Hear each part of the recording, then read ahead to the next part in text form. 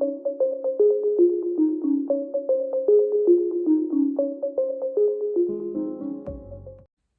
everyone, and welcome to Mindset Monday. I'm really excited to get your week off to a great start. I hope you're all staying safe and well during these times. I know it's very difficult. It's very challenging on all of us. And I'm just really hoping that during this call that I can give you some valuable tools that can help you throughout this time. I'm really going to just focus on how to stay grounded, how to be optimistic in these times of strife.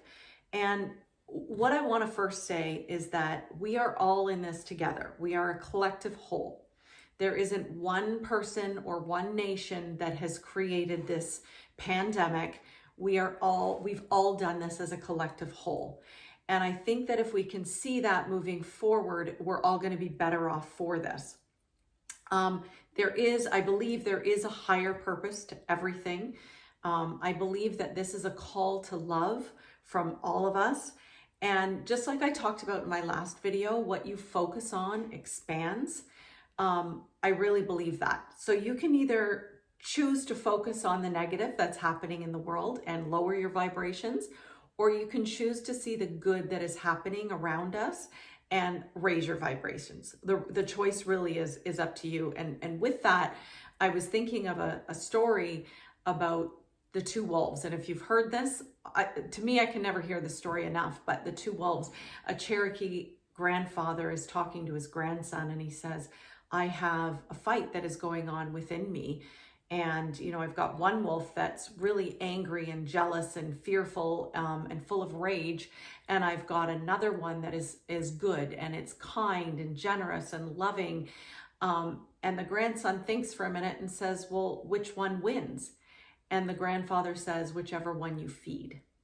And I really think that is pertinent in today's climate. We have a choice to either feed the good wolf or feed the negative wolf. And I'm really encouraging you to think about this for a second, because in times of strife, in times of struggle, there is good that comes from everything. And that's a mindset. You create that. You choose to look at the good or you choose to look at the bad, right? If you're turning on the news all the time and reposting things on social media that aren't really positive, then I'm going to encourage you to stop doing that. And I'm going to talk about that in a second. But let's look at the good for a second. We're spending more time with our family. We aren't driving as much, right? So we're not emitting those, the gas into the ozone layer is now healing. Mother Earth is starting to heal. There's so much good that is coming from this, and that is what I'm choosing to focus on. I think self-isolation in itself, that was really hard because I'm an extrovert and I like to be around people. But I think when we're looking at self-isolation, that's a call for love. Love is asking us just to stay in so that the collective whole can heal, that others can heal. And I think that's a really good thing if we look at that, right? Parents aren't running their kids around. They're not driving to work and crazy busy like a chicken with their head cut off. There's a time for stillness. There's a time for calm. And we're all banding together in this time, in this difficult time. And one thing I like to ask myself, what would love have me do? Would love have you reposting negative things on social media? Would love have you watching the news all the time? Or would love have you being still, picking up a good book, going for a walk in nature, maybe writing your own book? What would love have you do? And when you ask yourself that question, it's really going to bring you it brings you grounding. It brings me back down, and it helps me to ground my energy when I'm getting a little bit fearful. I can get into other people's energy space and I can get negative and I can get fearful as well. But I really, as a mindset coach, I really have to remember the tools that I have. And as a mindset coach, I really worry sometimes more for people's mindset in this time versus the virus. I think it's really important because the media would have us stay in this state of panic, in this state of fear.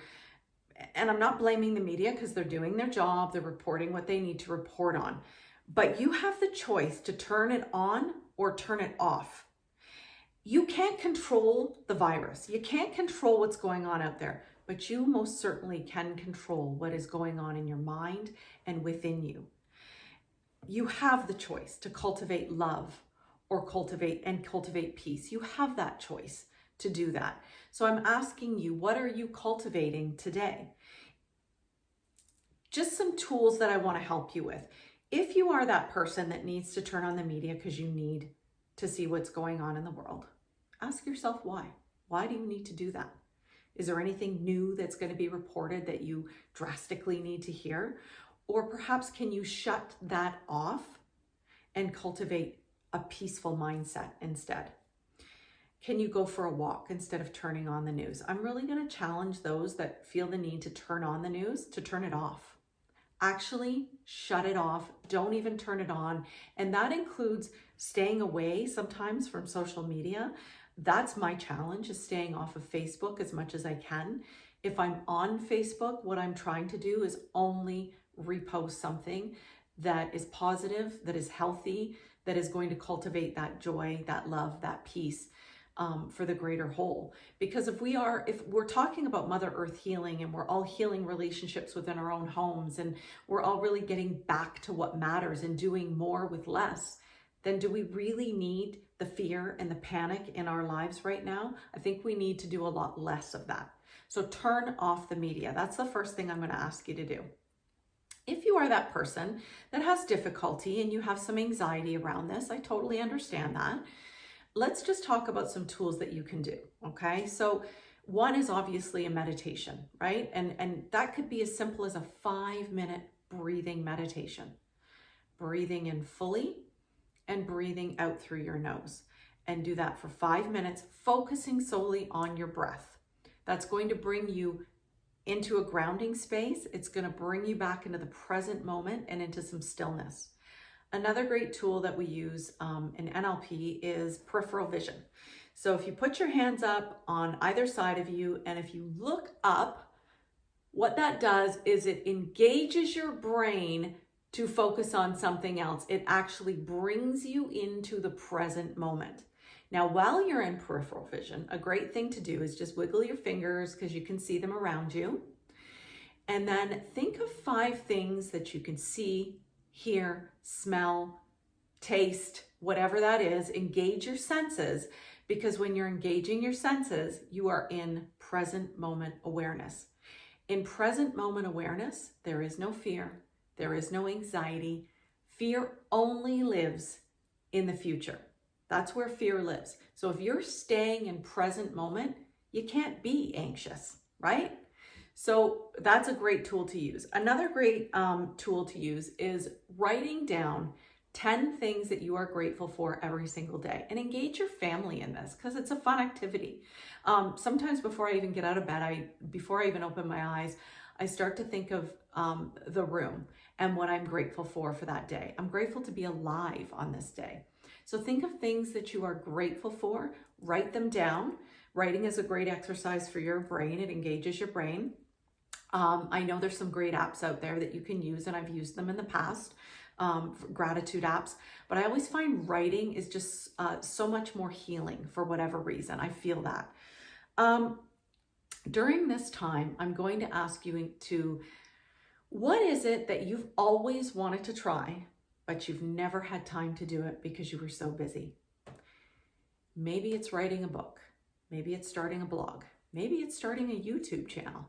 Whatever it is that engages your creativity, I'm going to encourage you to use this downtime and this self-isolation time, if you will, to really engage in something that is meaningful, that is creative for yourself, because it gets you off the media, it gets you off the focus of this virus. We really need to stop focusing on it. Again, it's there, you guys. It is there. It's probably going to be there for a little while. But I also believe that there's some really amazing, fantastic people working on cures for this, and it will come. This too shall pass. So let us, as much as we can, enjoy this time of self-isolation. Enjoy the time with family. Enjoy the stillness, enjoy the silence that we have been given, because everything, if you look at it, is a gift.